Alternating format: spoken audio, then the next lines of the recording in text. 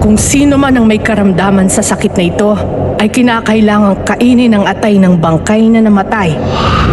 Igapos niyong mga kamay at busalan niyo ang bibig para tumahimik! Lumabas kayo riyan! Ilabas niyo ang anak kong si Flor! Pinatay niya ang anak ko! Dalagang kumain ng atay ng tao. Para sa mga mahilig sa mga kwentong aswang, subaybayan ang aming bagong channel, Sitio Pangil.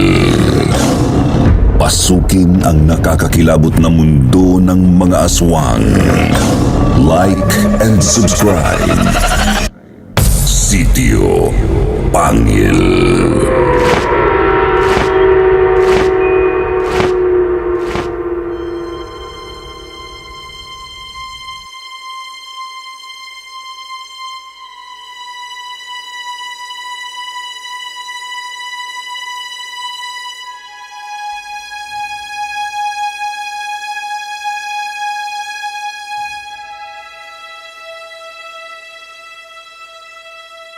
Sir Jupiter, tawagin niyo na lang po ako sa pangalang George.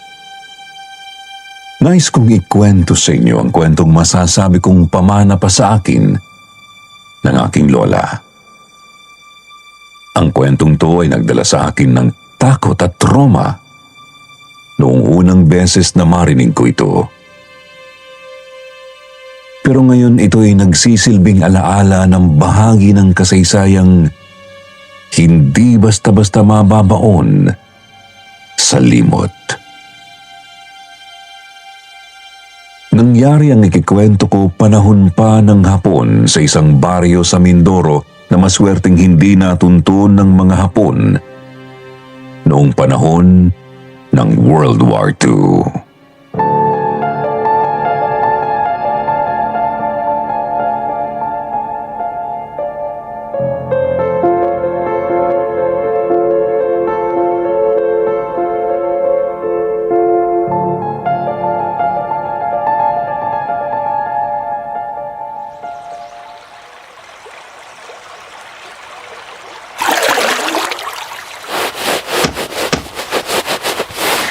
Kapag nakapag-asawa ang aking anak na si Esmeralda ng makisig at matipunong Amerikano, tsak gaganda ang buhay niya. Di ko iniisip yan para sa anak kong si Flor. Dahil sa mga banyaga, kaya tayo'y natatakot at nagtatago, hindi ba? Bakit natin di pagkakanulo ang mga anak natin sa kamay ng mga banyaga at mananakop? Kakampi natin ang mga Amerikano. Mga Hapon ang kalaban. Sa gyera, oo. Pero sa mundong to, mga sarili lang natin ang makakampi natin. Huwag kang magpapabulag sa binibigay sa iyong ginto kung ninakaw lamang to sa'yo. Masyado nang lumalalim ang usapan natin. Sandali lamang, Rosa. Ano nang palang balita sa anak mong si Flor? Hindi ba ang sabi mo sa akin, pinag-aaral siya ng dati mong amo nang mamasukan ka bilang katulong sa Maynila? Wala pa akong natatanggap na sulat. Nag-aalala na nga ako eh. Sana, mabuti ang kanyang kalagayan sa kanyang pag-aaral ng medisina sa Maynila. Nako, sigurado ako na uuwi dito yun ang isang ng doktora nang sa ganun madali nang gumaling sa sakit ang mga tao dito sa baryo. Magbilang anghel ka, Leticia. Nay! Nay! Oh, Ben. Hingal na hingal ka. Anong nangyari sa'yo? Si Ate Flor umuwi na! Totoo ba yan? Opo! Oh, hindi ba't nagdilang anghel ako? Ganun na ba kadali pag-aralan ng medisina para umuwi siya kaagad?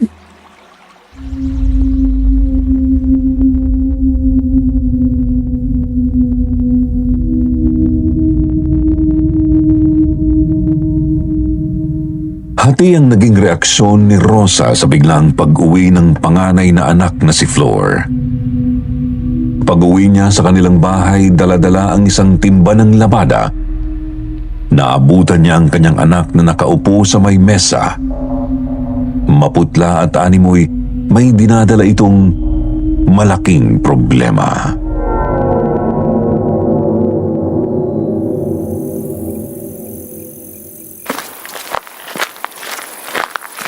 Flor! Inay, Hindi ko inaasahang uuwi ka kaagad. Hindi ka man lang nagliham. patawad po, Inay. Nawalan ako ng oras para balitaan kayo. Ano ho? Kumusta ka? Anong dahilan ng maaga mong pag-uwi? Pinauwi na muna ho ako ni Dr. Emmanuel. Bakit? May nagawa ka bang pagkakamali? Wala po, Inay. Pero hindi ko pa kayang ipagpatuloy ang pag-aaral ko sa ngayon eh. Nanghihina ang katawan ko. May karamdaman ka? Ano ito?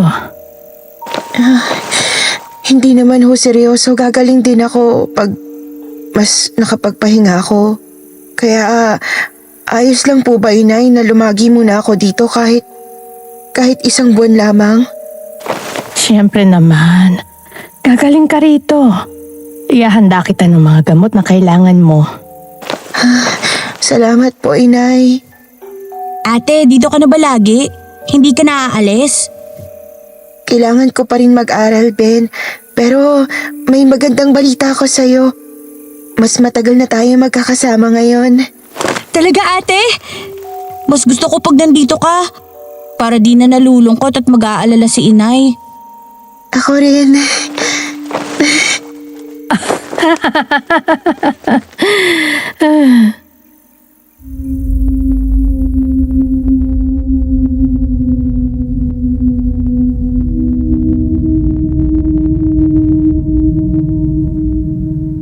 Sa galak ni Rosa sa pag-uwi ng anak, naghanda siya ng mga pagkain at inimbitahan ng kanyang malalapit na kaibigan sa baryo sa kanilang maliit na kubo. Nagkakasiyahan at nagkukwentuhan maging ang mga bata na panay laro at likot.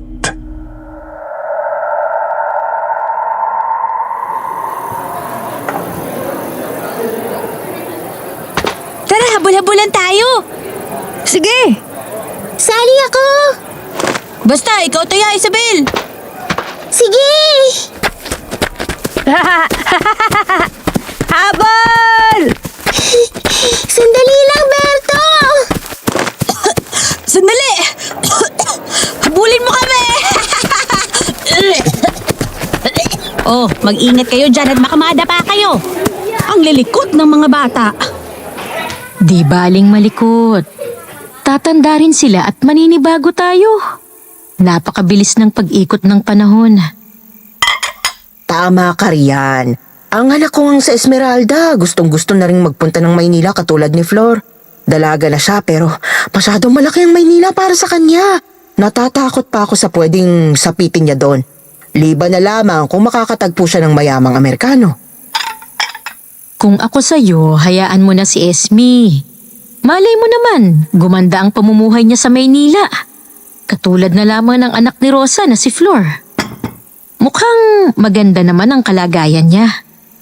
Maayos ba talaga? Eh bakit umuwi? Ang sabi sa akin ni Rosa ay kailangan munang magpahinga pansamantala. Meron daw din naramdam eh. Pero hindi ko natanong kung napano nga ba si Flor. Oh, eto si Rosa. Marami pang pagkain. Kumain lang kayo. Ang sarap mo talagang magluto, Rosa. Salamat sa pamerienda. Walang anuman. Susan, kumusta na nga bang kalagayan ni Flor? Malapit na ba siyang bumalik ulit sa Maynila? Wala pa akong ideya. Pero mukhang bumubuti naman ang lagay niya.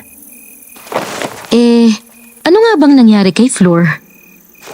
Masyadong abala sa pag-aaral kaya napagod at nagkasakit. Ay naway gumaling na rin siya kaagad.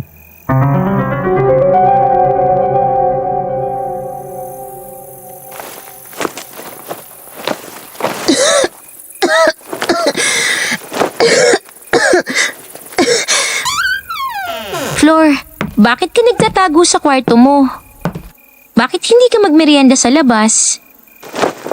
Esme, salamat at nakadalo ka. Kumain ka na ba? Oo, ang sarap ng mga pagkaing ihinanda ni Aling Rosa. Kumusta naman ang pag-aaral mo sa Maynila? Ayos naman, Esme. Balita ko. Balak mo rin daw pumunta. Ayos ka lang ba? Mukhang masama ang kalagayan mo ah. Ayos lang ako, Esme. Huwag mo akong alalahanin. Sana maging mas mabuti na ang lagay mo para makasabay ako sa'yo papuntang Maynila. Gusto ko rin sanang makapag-aral. Pero ang gusto ng nanay ko, makapangasawa ako ng mayamang Amerikano. Gusto ko sanang maging guro eh. Tuparin mo kung anong gusto mo, Esme. At maging tapat ka sa mga magulang mo. Sigurado akong matatanggap nila kung anong piliin mong landas. Sana nga, Flor.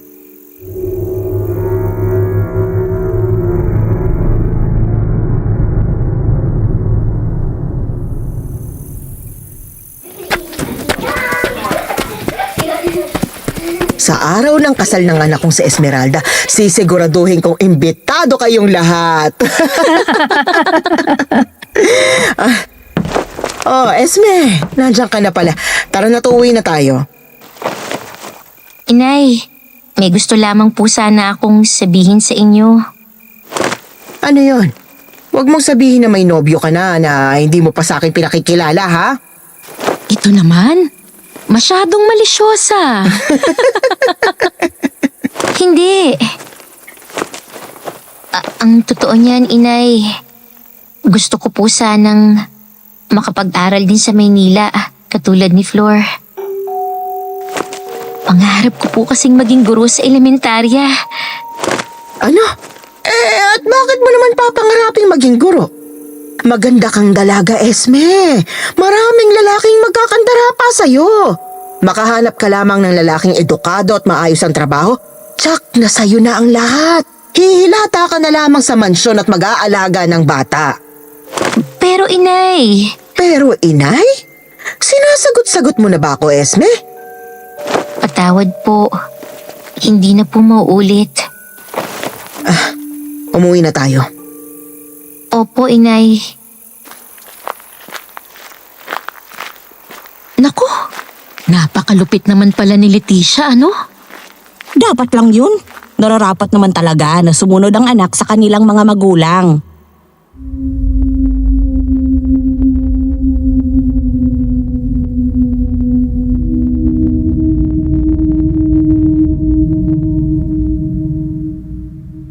Masaya sana ang araw na yun para sa munting pamilya ni Rosa. Pero nang lumalim ang gabi, 2 anak niya ang kailangan niyang alagaan dahil sa lumalalang karamdaman.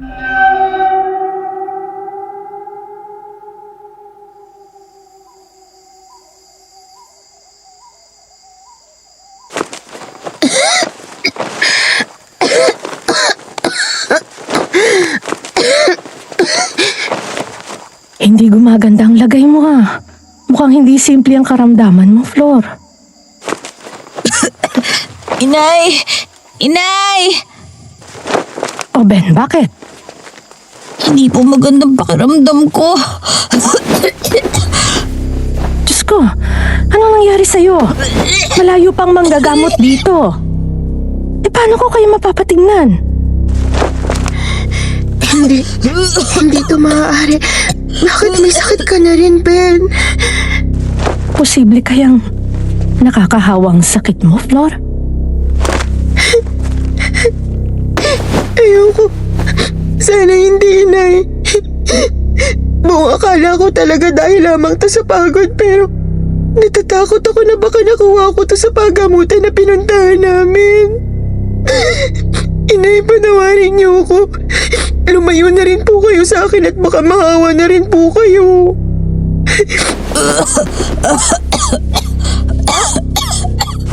Inay, masama talagang pakiramdam ko. Sandali, gagawa ko ng paraan. Tatawag ako sa gagamot sa inyong dalawa. Inay, huwag niyo na rin lapitan si Ben. Piligtas niyo ng sarili niyo. Ako na munang bahala sa kanya. Hindi ko kayo pwedeng iwan. Ako ang inyong ina. Kahit anong mangyari, aalagaan ko kayo. Kahit magkasakit pa ako, O kahit buhay ko pang ialay ko, aalagaan ko kayo.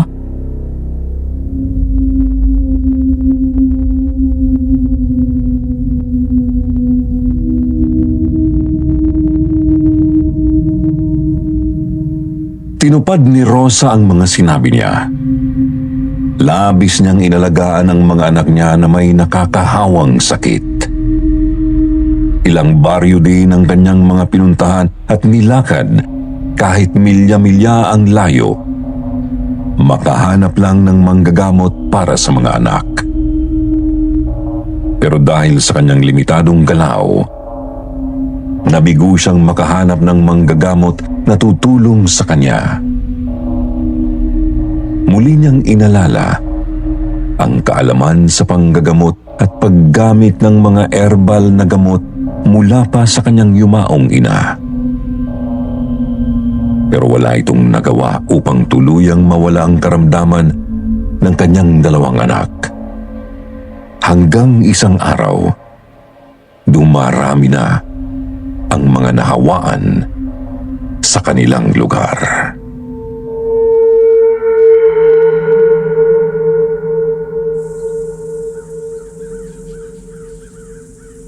Rosa? Rosa?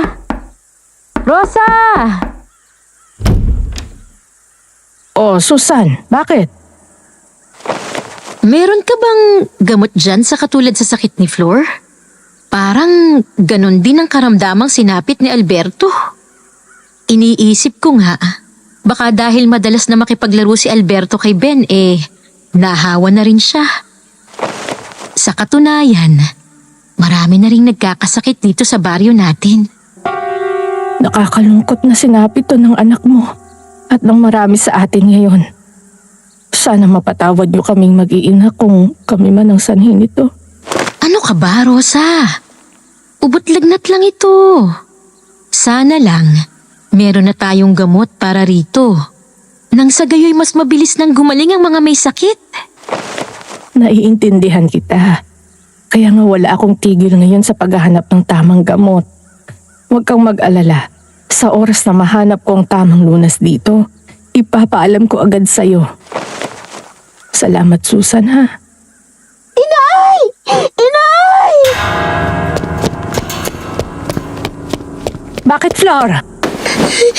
Si Ben! Hindi na siya humihinga, Inay! Ano? Hey, Diyos ko! Nakamamatay pa lang, sakit na yan! Mga kapitbahay! Patay na ang anak ni Rosa! Nakamamatay pa lang, sakit na yan! Ano daw? Ay, Diyos ko! Ay, naku! Diyos ko, Panginoon! Patawarin niyo po kami sa mga kasalanan namin! Anak! Alberto! O Diyos ko po! Pagalingin niyo po ang anak ko!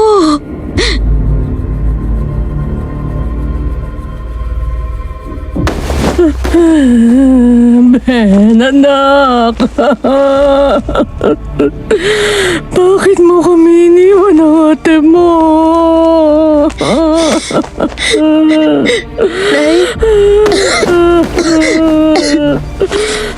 Makakabuti po siguro kung maililibing na natin si Ben. Delikado at baka makahawa pa ang kanyang mga labi. Bakit ka pa kasi umuwi rito? Bakit hindi ka na lang naglagay sa Maynila?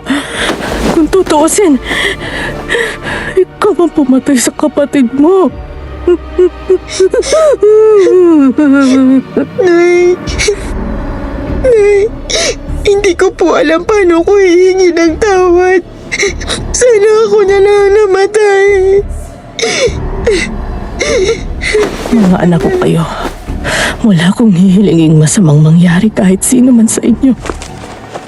Pero malaking pagsubok ang dinala mo sa baryong ito. Maraming nagkakasakit. Tiyak, tayo ang sisisihin nila sa mga nangyaring ito. Kaya ihanda mo ang sarili mo. Magpakatatag ka. Kailangan mo kong samahang ilibing ang mga labi ni Ben sa burol.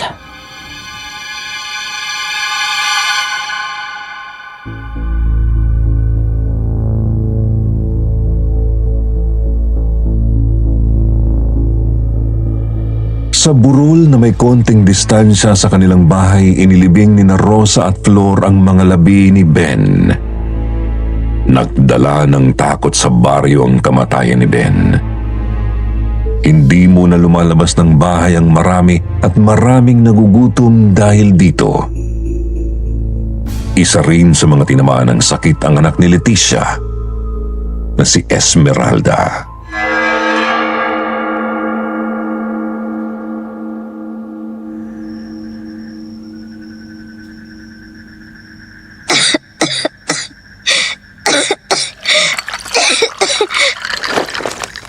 Eto, uminom ka pa ng tubig para mas mabilis kang gumaling, ha?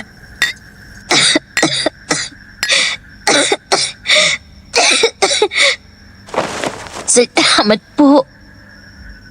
Pinapunta ko na muna ang mga kapatid mo sa liblib na bukid para hindi na sila mahawa. Gumawa ang tatay mo ng kamalig doon. Ang problema nga lang, walang sapat na pagkain. Patawarin niyo po ako, inay. Na kailangan niyong gawin lahat ng to dahil sa akin. Ay, wala kang kasalanan. Pero kung meron mang dapat sisihin, dapat ang pamilya ni Rosa. Wala silang masamang ginagawa, inay. Hindi nila sinasadyang magkasakit. Silang nagdulot ng sakit. Kaya oras na may mangyaring masama sa inyong mga anak ko, patawarin na ako ng Panginoon, pero hindi ko na mapapatawad ang pamilya nila.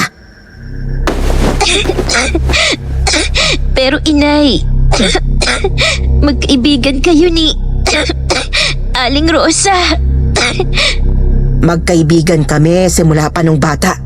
Kaya mahirap din para sa akin na sila pa ang dahilan ng kalbaryong ito. Pero kung sino man ang may dahilan ng kamalasang ito, kaibigan man o hindi, dapat na managot.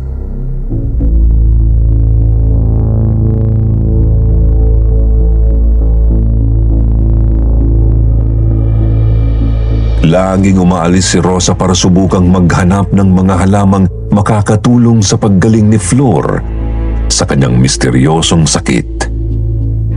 Kaya madalas ding naiiwang mag-isa sa bahay si Flor. Isang gabi habang natutulog mag-isa si Flor, may narinig siyang tawag ng isang pamilyar na bata.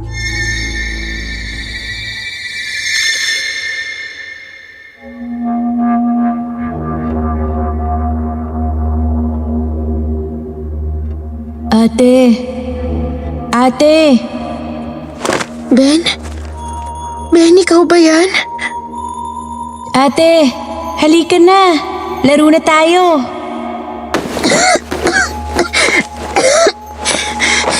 Ben, nasan ka? Hindi kita makita. Ate, tara na! Laro tayo!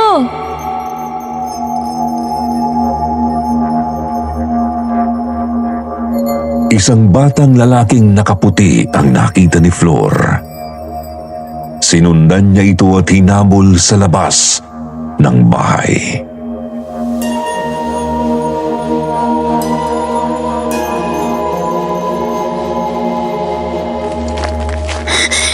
Ben! Ben, sandali, Ben! Ate, bilisan mo! Laro na tayo! Ben, sandali! Sandali!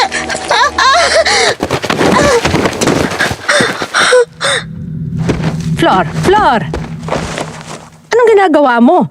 Anong nangyayari sa'yo? Bakit ka kasi tumatakbo? Talagang madadapa ka kasi mahina ka. Anong ginagawa mo dito sa labas? Nay, nakita ko si Ben, Nay. Niyaya niya ako maglaro papunta sa burol, Nay. Nay, puntahan natin si Ben.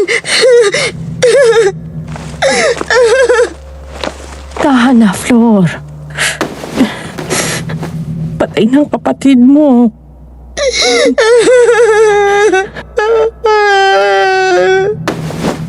Panginoon, ano bang pagsubok itong ibinigay ninyo sa amin?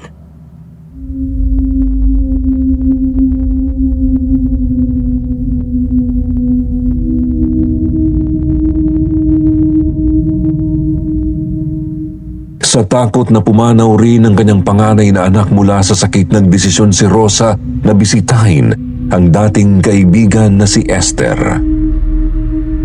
Ilang taon na rin ang nakakalipas matapos ang kanilang huling pagkikita.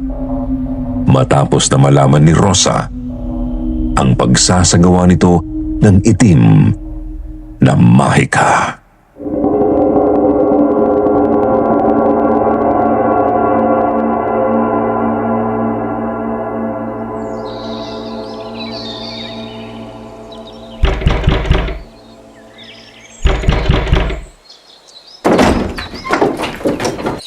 Tuloy ka, Rosa. Huwag kang matakot. Inaasahan ko na ang iyong pagdating. Esther, patawad sa mga nasabi ko sa'yo noon. Hindi ko lang matanggap na pinagbibintangan mo mangkukulam ang nanay ko. Ayoko magsinungaling. Ikinasama yun ang loob ko. Ngunit ang mahalaga sa akin ngayon ay ang malaman mong isang biyaya ang pagkakaroon ng ganitong klaseng mahika. Hindi ko na ipipilit pa ang mga impormasyong alam ko. Pero umaasa ko na balang araw ay bubuksan mo ang iyong mga mata sa katotohanan. Walang ibang kapangyarihan ang pinagkakatiwalaan ko noon, kundi mula sa Diyos lamang. Kaya hindi ko kayang paniwalaan na isang mangkukulam si Inay Pasing. Pero ngayon, gusto ko nang maniwala sa kulam. Dahil hindi ko na maramdaman ang kapangyarihan ng Diyos. Pinabayaan niya na kami, Esther. Kaya parang awa mo na. Pagalingin mo ang anak ko. Gusto kong malaman mo, Rosa, na naniniwala rin ako sa Diyos. Kung ano man ang kapangyarihang meron ako, ipinagkaloob niya lamang ito sa akin. Kung kaya't kung anumang tulong ang maibibigay ko sa iyo, ay manggagaling din sa Kanya. Matutulungan mo ba ako? Siyempre naman. Parang kapatid na ang turing ko sa iyo, kahit matagal na tayong hindi nakikita. Nanay mo rin ang nag-ensayo sa akin dahil alam niyang hindi ka pa handa para manahin ang kanyang kaalaman. Sabihin mo sa akin, paano ko maisasalba ang buhay ng anak ko? Hukayin mo ang mga labi ng bunso mong anak mula sa burol na pinaglibingan mo sa kanya. Kunin mo ang kanyang mga atay at ipakain mo sa iyong anak na may malubhang karamdaman.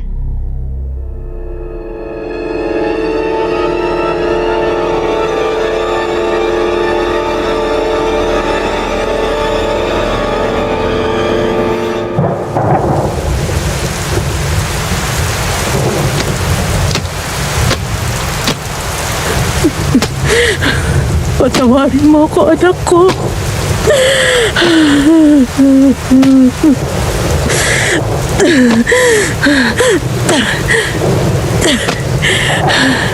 Kailangan kong gawin to para sa kapatid mo.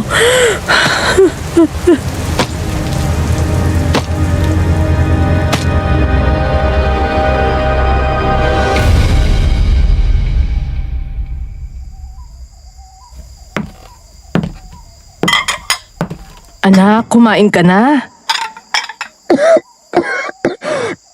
Ano ho ba yan, Nay? Huwag mo nang itanong pa, kainin mo na lang. Halika na rito sa mesa.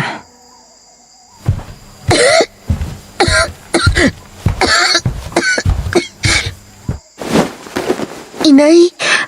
Atay? Kainin mo na.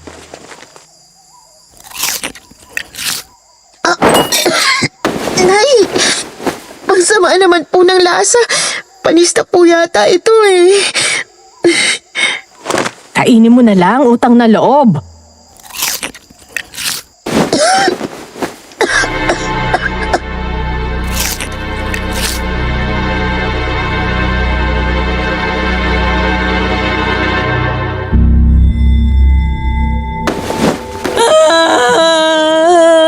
Isabel! Huwag mo namang iwan si nanay, anak. Anak! Tama na yan, Marita. Wala Wala na tayong magagawa. Ipaubayan na natin siya sa Diyos.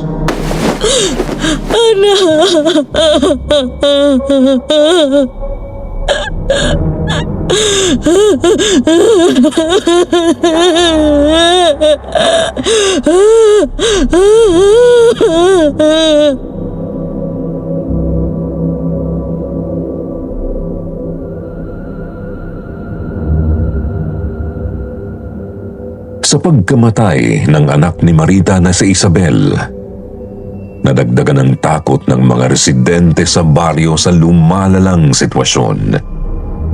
May mga taong binabato na ang bahay ni Rosa dahil sa galit nito sa kanila. Tinakpan na lamang nila ng mga pandong ng telang kanilang mukha sa takot na sila ay mahawa ng sakit.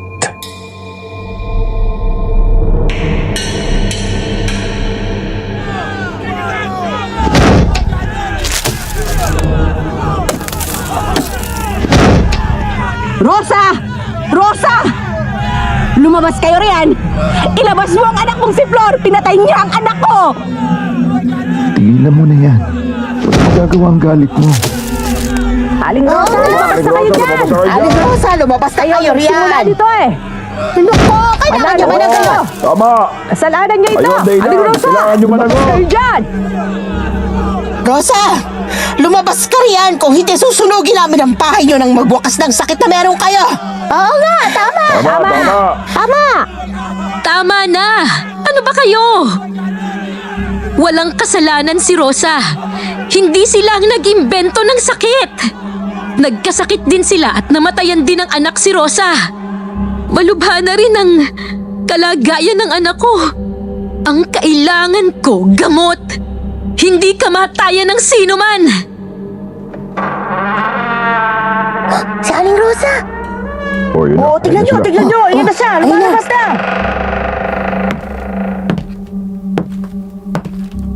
Meron akong alam na makatutulong sa inyong lahat. May gamot na? Ano yun? Ano yun? Ngayon mo lang sinabi kung kailan wala ng anak ko! Rosa, pagpasensyahan mo na ang asawa ko. Nagluluksa lamang siya. Huwag mo akong pakialaman! Rosa, parang awa mo na. Sa ikagagaling ng anak ko at ng lahat ng may sakit ngayon. Sabihin mo kung anong lunas sa sakit na ito. Sasabihin ko.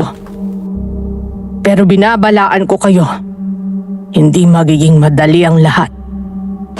Sabihin mo na, Rosa. Ano bang hinihintay mo? Ang malagutan ng hininga ang mga anak namin? Kung sino man ang may karamdaman sa sakit na ito, ay kinakailangang kainin ang atay ng bangkay na namatay sa kaparehong sakit. Anong klaseng gamot yan? Naniniwala ako. Tingnan ninyo si Flor. Hindi na siya inuubo. At mas lumakas na siya kaysa dati. Kung ganon, inaalay ko ang atay ng aking anak. Pagkati-hatian niyo, ipakain niyo sa inyong pamilyang may sakit para sila'y gumaling na. Hindi! Hindi ako makakapayag! Densyo, anak natin si Isabel, hindi siya baboy! Bakit ginagawa mo to sa kanya? Marita, patay na siya. Wala na tayong magagawa para mabuhay siya. Pero dahil sa atay niya, mas marami tayong maililigtas na buhay. Ano pang hinihintay natin? Hukayin na natin ang bangkay! Oh, tara na. Tara. Ryan! Tara na! Tara na! Oo nga. Tayo na! Tayo na! Sama! Tara na!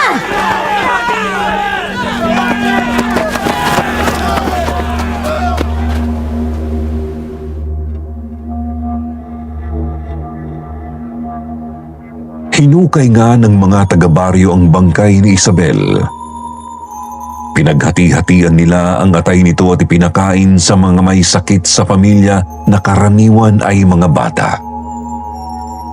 17 tao ang kumain ng atay ni Isabel.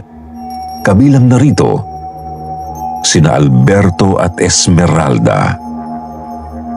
Pero lahat din ng nasa bilang ay nasawi dahil sa pagkalason.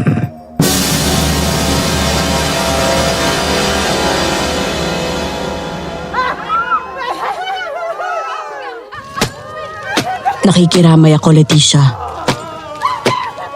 Kahit kailan hindi ko pinangarap na ilibing ang aking anak. Ang anak ko na inaasahan ko mag-aangat sa amin sa hirap ng buhay. Ngayon wala na siya. Wala na rin ang mga pangarap na yun. Naiintindihan kita. Pareho tayong nawalan. Pinaglaruan tayo ni Rosa. Totoo nga ang sabi ng nanay ko dati. Pamilya sila ng mga mangkukulam. At nakita mo ba? Buhay ang anak niyang si Flor. Ang daya kahit ito naman ang nagdala ng sakit sa baryong to. Dapat siya na lang ang namatay. Ang tagal-tagal nating nagtago sa mga Hapon. Sila lang palang papatay sa atin. Kailangan na nating kumilos, Marita. Kailangang magbayad ni Rosa.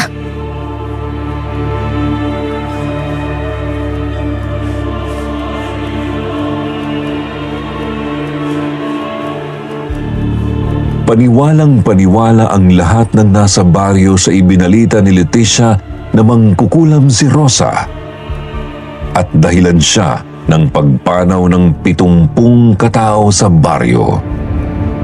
Kaya lahat sila'y nagtulong-tulong upang hatulan ng kamatayan si Rosa at sunugin sa bukid. Napapalibutan si Rosa ng mga tao sa baryo habang nakagapos sa poste na kahoy. Nakahanda na rin ang mga siga na gagamitin sa pagsunog.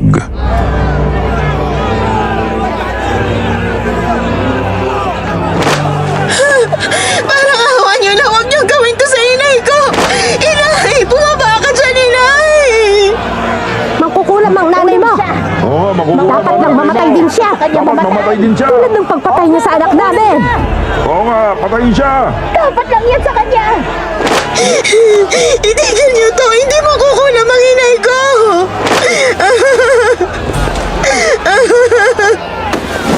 Kunin niyo si Flor. Igapos niyong mga kamay at busalan niyo ang bibig para tumahimik. Aling Susan! Aling Susan! Tulungan mo kami! Pigilan mo sila! Papatayin nila ang inay ko! Namatay ang anak ko ng dahil sa kanya. Kailangan ko ng hustisya para sa anak ko!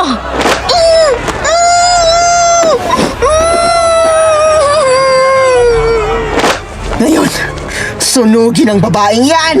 Sunugin ang mangkukulam! Sunugin! Sunugin! Sunugin! Sunugin! Sunugin! Sunugin!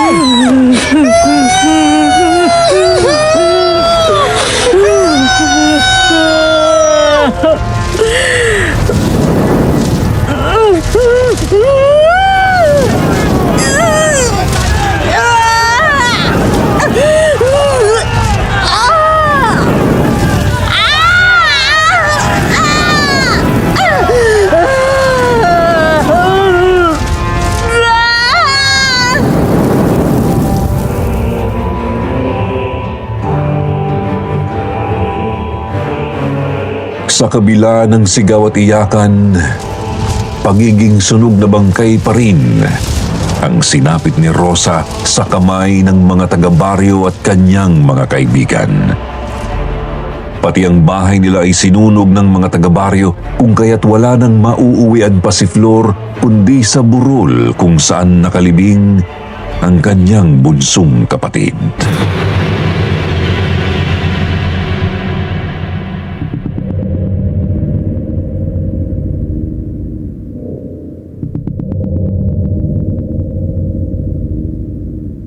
Sa mga puntong yon, nais na lamang ni Flor na samahan ang kanyang kapatid at ina sa kabilang buhay kung kaya't tiniis niya ang uhaw at gutom ng 3 araw. Ngunit isang araw, ginising siya ng paghawi ng buhok ng isang misteryosong babae.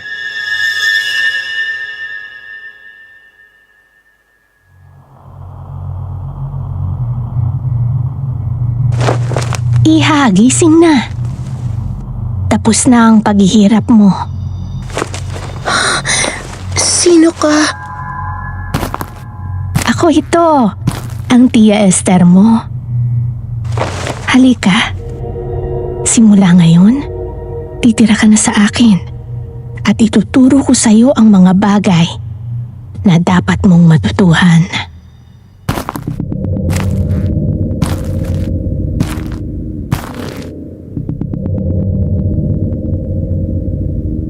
Sumama si Flor kay Esther sa malayong bukid kung saan ito nakatira. Nakita niya ang bahay na puno ng mga itim na disenyong karaniwan ay mga inukit na hayop sa kanyang bahay. Puro din ito kandila at mga makakapal na libro.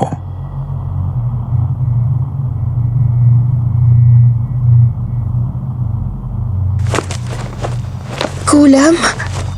Mangkukulam kayo? Sinong nagsabi niyan? Hindi ako mangkukulam. Isa akong manggagamot at manghuhula. At ginagamit ko ang kapangyarihan galing sa Panginoon. Paano nangyaring galing sa Panginoon to? Hindi to totoo. Kaibangan lang lahat ng to. At hindi totoong mangkukulam ang nanay ko. Pinatay siya na walang kaawa-awa. Totoo. Hindi totoong mangkukulam ang nanay mo. Pero ang kanyang ina ang totoong gumagamit ng itim na mahika. Si Inang Pasing? Walang itim na kapangyarihan. Kung wala, hindi ba dapat gutom na gutom ka na ngayon dahil sa 3 araw na hindi ka kumakain? Oo nga. Ano nangyari sa akin? Hiniling ko sa Panginoon na bigyan ka ng kaunting enerhiya para makapaglakad ka papunta rito. Hindi kita kayang buhatin. At masyado akong maganda para maging isang kargadora. Kung may kakayahan kang manggamot, bakit di mo nalang ginamot ang mga tao sa baryo? Wala sanang namatay sa kanila. Hindi ako ang Diyos. Hindi ko hawak ang kapalaran ng mga tao. Kung ano ang gusto ng Panginoon, yun ang masusunod. Hindi totoong Panginoon ang Panginoon mo. Isa siyang demonyo. Sumusobra ka na, Iha. Huwag mong bastusin ang pangalan ng Panginoon. Ayoko rito. Uy na ako. Sige, umuwi ka. Umuwi ka sa baryong sinusuka ang buo mong pamilya matapos mong magdala ng sakit. Umuwi ka nang hindi nabibigyan ng hustisya ang pagsunog at pagkamatay ng iyong ina. Hustisya? Paano? O, di ba? Interesado ka? Maupo ka at ituturo ko sa iyo ang lahat.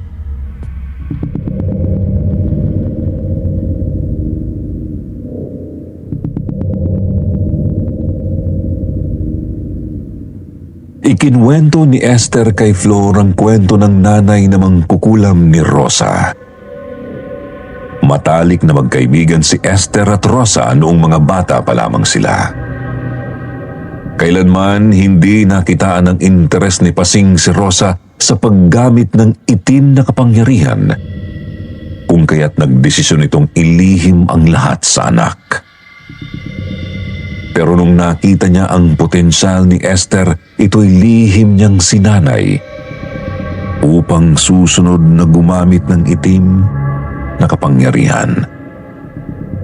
At ngayon, maaari na ring ipasa ni Esther ang kaalaman kay Flor.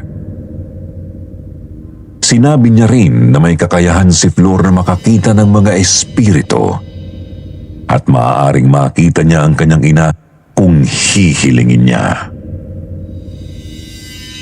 Kinagabihan, nagpunta si Flor sa likuran ng bahay ni Esther malapit sa isang puno ng mangga. Hiniling niyang muling makausap ang ina. Pero imbis na makita ang kinilalang ina na si Rosa na magiliw at maganda, nakita niya ang sunog na babae.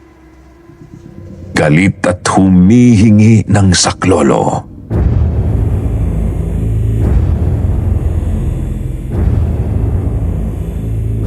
Ipagiganti mo ako, Flor. Ipagiganti mo ako! Patayin mo ang lahat ng gumawa nito sa akin. Patayin mo sila!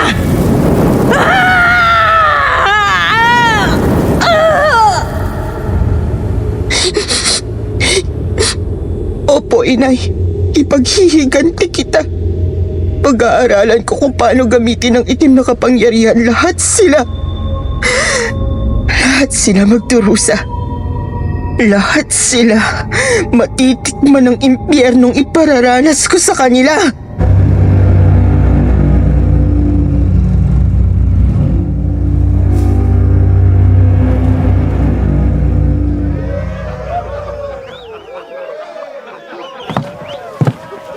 Pumasok kayo at kumain kayo ng mga hinanda ko. May pansit at meron ding mga kakanin. Maligaya ako para sa iyo, Leticia. 6 na buwan matapos ang mga pagsubok na pinagdaanan natin. Sa wakas ay biniyayaan ka pa rin ng Diyos ng isang supling. Oo nga. Kaya pala ako irritable ng mga panahon na yon dahil pinagdadala ko na palang bunso kong anak. Sana, babae, para ipangalan ko siya sa panganay kong si Esme. Nakakainggit naman. Sana mabiyayaan rin ako sa lalong madaling panahon para hindi ko na masyadong dinaramdam ang pagwala ni Isabel ko. Lahat tayo nawala ng mahal sa buhay. At kahit ilang anak pa ang ibigay sa atin, hindi nito mababago ang katotohanang wala na sila sa atin. Naku, sana nga Marita, pagpalain ka ng Panginoon na mabiyayaan ka pa rin ng anak. Ako, nakikita ko na itong bunso kong anak, siyang mag-aahon sa amin sa kahirapan. Kaya sana maging itong babae. Meron pa akong 2 lalaki pero siguradong magtatanim lang yun ng palay. Sobra ka naman. Ay, biro lang. O siya, kumain na kayo sa may kusina. Oh, bakit, Leticia? Ang tiyan ko, sumasakit. Humiga ka muna dito. Aalalayan ka namin. Nasaan ang asawa mo?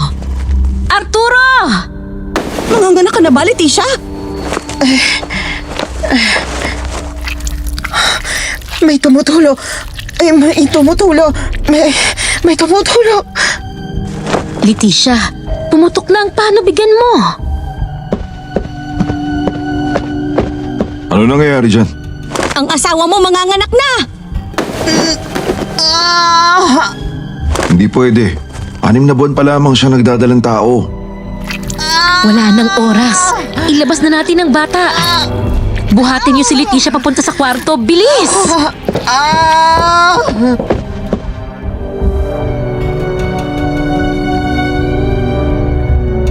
Nagtulong-tulong si Susan at sina Marita sa pagpapaanak kay Leticia.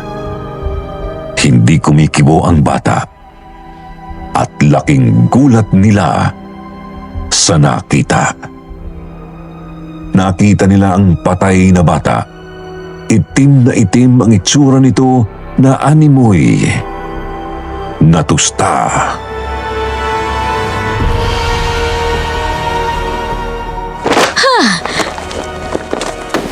Ano yan? Ano nangyari sa anak namin ni Leticia? Anong nangyari sa anak ko? Patawad, Leticia. Pero patay na ang anak mo. At sunog siya. Sunog ang anak mo. Diyos ko, ano nangyari dyan? Ano nangyari sa anak natin, Leticia? Gusto ko siya makita. Iabot niyo siya sa akin. Ito siya.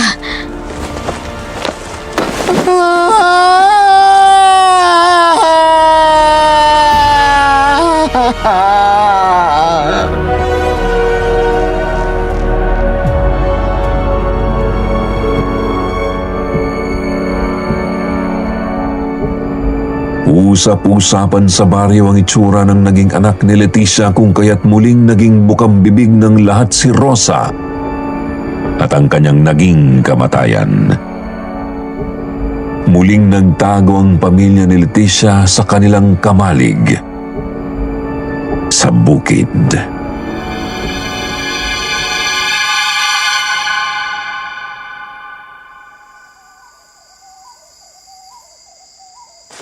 Sinasabi ko na nga ba, mangyayari ito, ang paghihiganti ng anak ni Rosa. Dapat pinatay na rin natin siya kasabay ng nanay niya. Tsaka gumagamit na rin yun ngayon ng itim na kapangyarihan. Kailangan na nating mag-ingat. Tama ka. Ano ibig mo sabihin? Tama ka na kailangan na natin mag-ingat. Dapat umalis na tayo rito at magpakalayo-layo. Kaya pa ba nating buhayin ang tatlo pa nating mga anak sa ibang lugar? Huwag kang mag-alala. Hindi mo na kailangan alalahanin pa yung mga anak natin. Ginawa ko na ng paraan. Ginawan mo ng paraan? Anong ibig mong sabihin?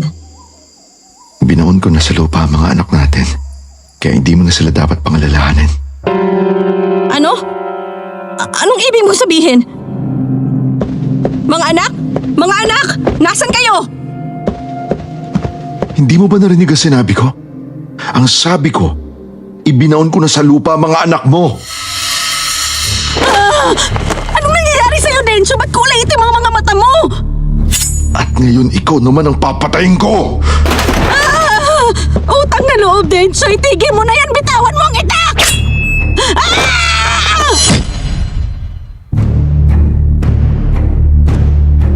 Gamit ang itak, humiwalay ang ulo ni Marita sa kanyang katawan at nagpagulong-gulong ito. Kinuha ng nawawala sa sariling si Densyo ang ulo at inilagay sa sako. Niluto niya ito na parang karne ng baboy at ginawang adobo.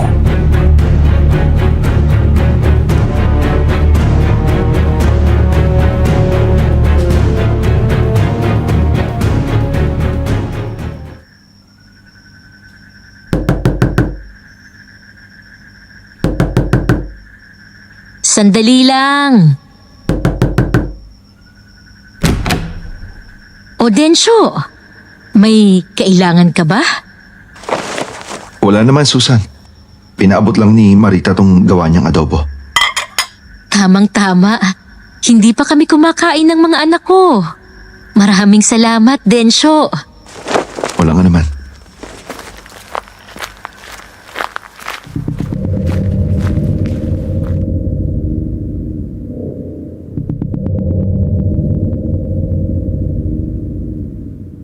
Pinagsaluhan ni na Susan at kanyang 15 taong gulang na anak ang ipinadala sa kanyang adobo. Sa kasarapan ng pagkain napansin niya ang mata na animoy mata ng tao.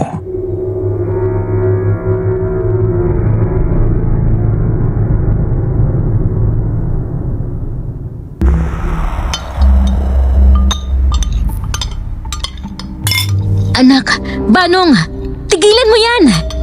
Tigilan mong pagkain yan! Bakit, Nay? Ang sarap pa naman. Kakaibang klaseng karning baka to, oh. Hindi karne ng baka ang kinakain natin! Eh ano? Biglang bumula ang bibig ni Banong at humandusay sa sahig. Banong, anong nangyayari sa'yo? Banong, anak ko! Gumising ka!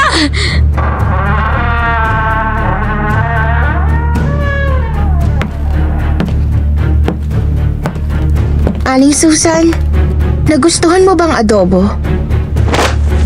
Ikaw? Ikaw! Laking gulat ni Susan nang makita si Flor sa labas ng kanilang bahay habang nakahandusay naman ang katawang walang ulo ni Marita sa kanyang likod. Bakit mo ginagawa ito? Dahil itong hustisyang kailangan ko. Matapos niyong paslangin ang inay ko!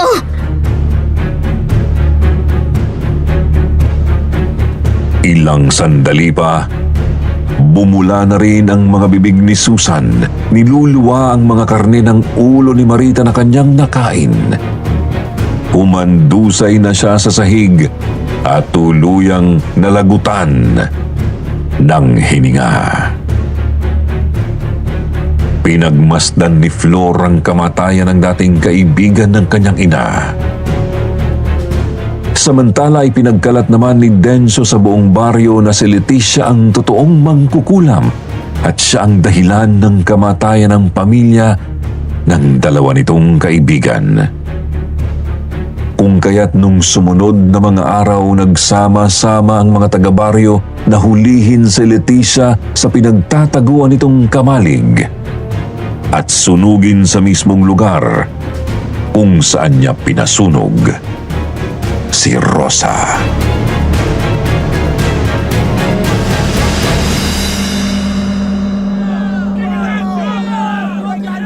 Ano ba? Sinasabi ko sa inyo, hindi ko magagawa ang binibintang nyo. Matalik kong mga kaibigan sila Susan at Marita.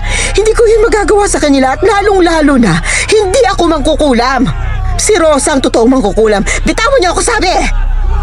Sinabi ng bitawan niyo ang asawa ko. Hindi siya ang totoong mangkukulam. Kung hindi kayo, sino nga ba? Oo nga, kung hindi kayo, sino? Matagal ang patay si Rosa. Sino ba talaga? Matagal na siyang patay. Sinungaling! Ang anak niyang si Flor, yun ang totoong mangkukulam at patutunayan ko sa inyo yan. Sinabi ko na to dati pa at uulit-ulitin ko sa inyo na pamilya sila ng mangkukulam. Sige, pag hindi totoong sinasabi ko, ako mismong magsusunog sa sarili ko.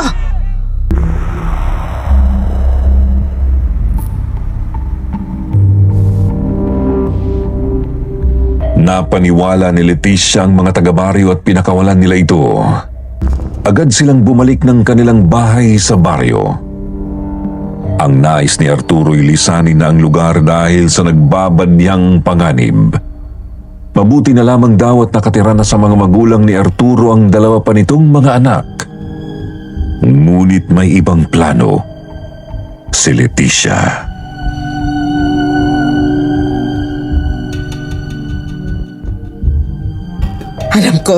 Alam kong si Flor ang may pakana ng lahat ng to. Pero hindi siya magtatagumpay sa mga pinaplano niya. Kung may pagkakataon akong patayin siya, papatayin ko siya.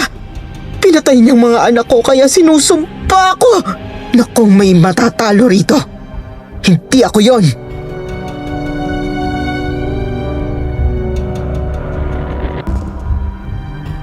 Galit na galit si Leticia ng mga panahong yun. Inilabas niya ang lumang aklat at lumang kagamitan sa pagkukulam.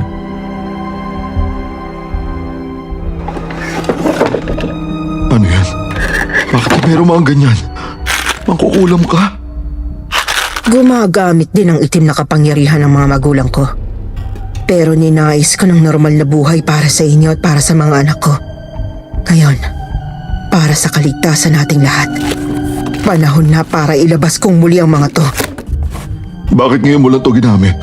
Bakit di mo ginamit sa pagpapagaling ni Esme? Dahil mapaglaro ang Panginoon ng kadiliman. Kung gagamitin mo ito, dapat handa ka. Dahil may kaakibat itong kabayaran. Huli kong ginamit ito kay Flor. Kinulam ko siya. Binigyan ko siya ng sakit pero hindi ko inaasahang ang sakit na ito ay maaaring makahawa. Ano? Ikaw ang tunay na dahilan ng epidemya? Hindi ko sinasadya. Hindi ko alam. Paano mo nagawa to? Dahil ang akala ko, naunahan na nila tayong gumanda ang buhay kaya nga gustong-gusto ko makapangasawa ng Amerikano si Esmeralda.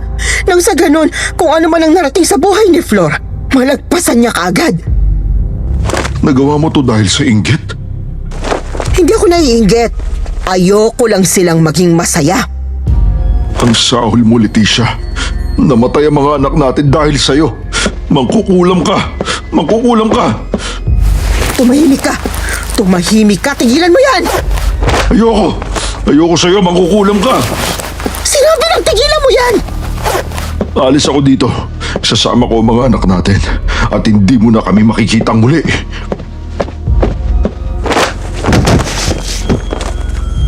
Tigilan mo yan. Tigilan mo yan.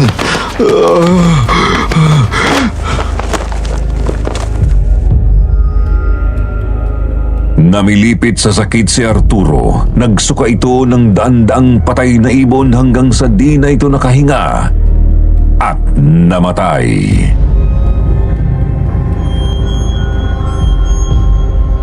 Patawarin mo ko, asawa ko. Pero yan lamang ang naiisip kong gawin para manahimik ka.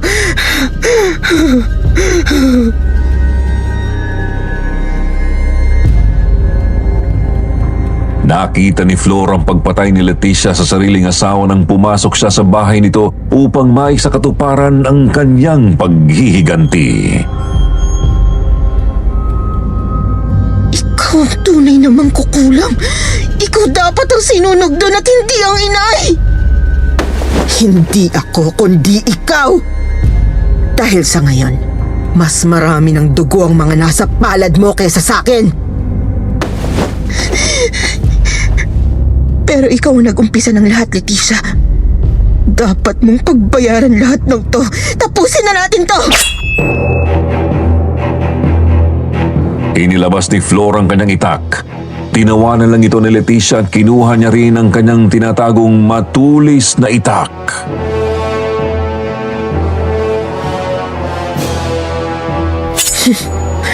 Hindi ako natatakot sa'yo, Iha. Papunta ka pa lang. Pabalik na ako.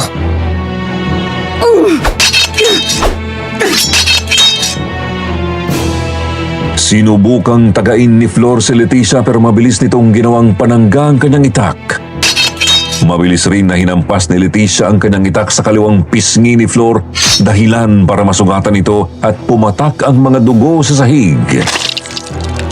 Ilang sandali pa'y nagpalitan sila ng hampas ng itak hanggang sa mataga ni Flor ang tiyan ni Leticia at nagtamo ng malalim na sugat.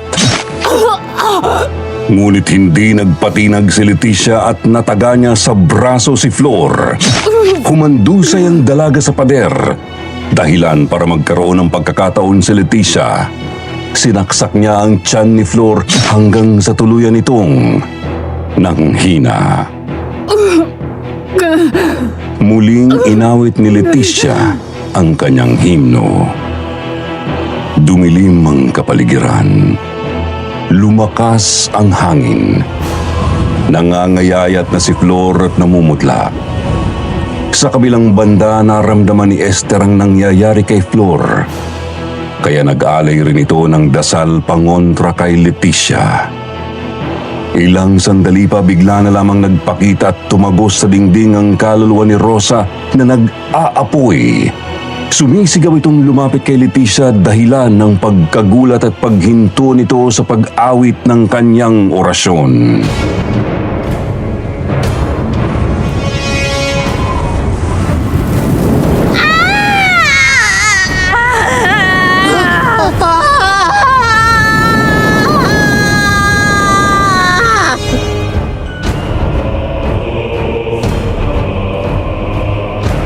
Animo'y naging totoo ang apoy na nababalot sa katawan ng kaluluwa ni Rosa na naging dahilan ng pagkakasunog din ng buong katawan ni Leticia. Ibinaling ng nag-aapoy na kaluluwa ni Rosa ang tingin sa anak na si Flor.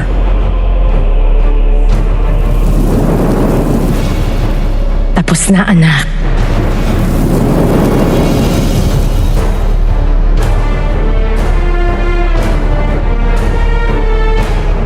Naging korteng bilog ang kaluluwa ni Rosa at naging pormang San Telmo.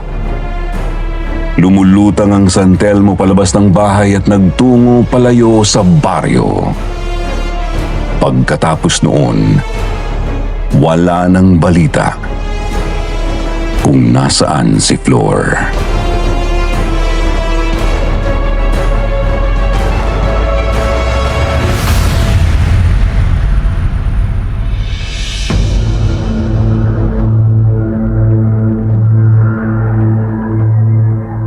Sinasabi ng marami ayon sa mga kwento-kwento na nakaligtas ito sa kamatayan. At habang buhay nang sinusundan ang bolang apoy.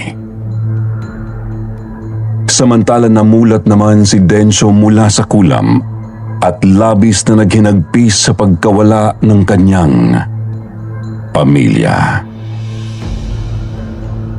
Tuluyan itong nawala sa sarili at naging taong grasa. Sa pagtatapos ng World War II, tuluyan na ring nagsialisa ng mga tao sa baryong yun at nagsimulang mamuhay ng mas matiwasay sa iba't ibang parte ng Pilipinas. Si Lola Esther naman ay piniling magbago at talikuran ang paggamit ng itim na kapangyarihan nang makilala niya ang lolo ko sa tuhod. Siya rin ang nagkwento sa mga lola ko ng mga alaala ng lihim na baryo. Ngayon, ang baryo na yun ay nanatiling abandonado hanggang sa kasalukuyan.